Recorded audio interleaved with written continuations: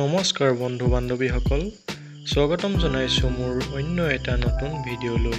বন্ধু বান্ধৱীসকল, আশা কৰোঁ আপোনালোক সকলো ভালে আছে। স্বাগতম জনাইছোঁ মোৰ অন্য এটা নতুন ভিডিঅ'লৈ।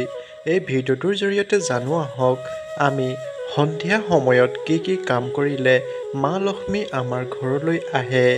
সাধাৰণতে মা লক্ষ্মী সন্ধিয়া সময়ত আমাৰ ঘৰত প্ৰৱেশ কৰে বুলি কোৱা হয় আৰু সেই সময়ত ভুলতো কিছুমান কাম কৰিব নালাগে। এতিয়া জানো আহক কোনবিলাক কাম কৰিলে আমাৰ কাৰণে ক্ষতিকাৰক হ'ব পাৰে।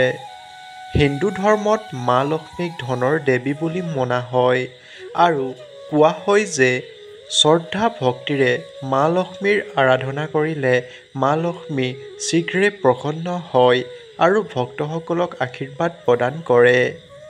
শাস্ত্ৰ অনুসৰি মা লক্ষ্মী আবেলি সময়ত পৃথিৱীলৈ ভ্ৰমণ কৰিবলৈ আহে আৰু মা লক্ষ্মীৰ কৃপা প্ৰাপ্ত কৰিবলৈ সেইবাবে সন্ধিয়া সময়ত এনে কিছু কাম ভুলতো কৰিব নালাগে।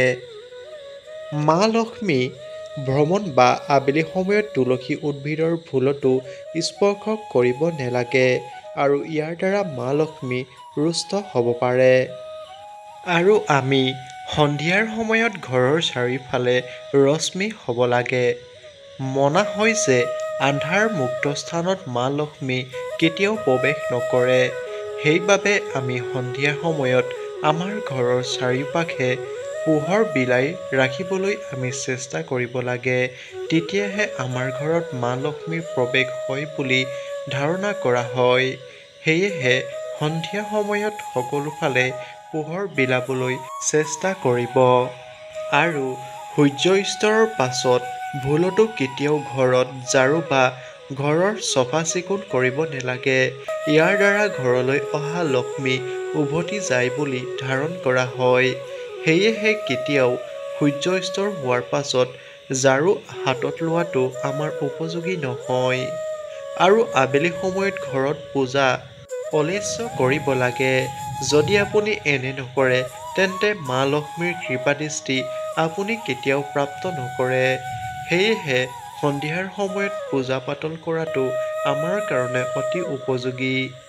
আৰু আবেলি সময়ত কোনো ধৰণৰ পইচাৰ লেনদেন কৰিব নালাগে, নহ'লে এয়া আপোনাৰ ওপৰত সমস্যাৰ সৃষ্টি হ'ব পাৰে।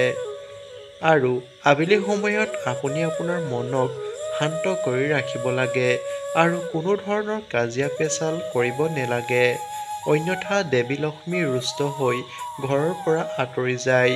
সেয়েহে আপুনি আপোনাৰ ঘৰত সদায় শান্তি আৰু সম্প্ৰীতি বিৰাজ কৰি ৰাখিবলৈ চেষ্টা কৰিব লাগে। তেতিয়াহে মা লক্ষ্মীৰ কৃপাদৃষ্টি আপোনাৰ ওপৰত পৰিব।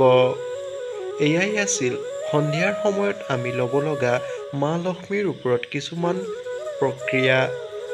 ভিডিঅ'টো যদি চাই ভাল পালে তেনেহ'লে ভিডিঅ'টোত লাইক এটা কৰি কমেণ্ট বক্সত জয় মা লক্ষ্মী বুলি লিখিবলৈ নাপাহৰিব।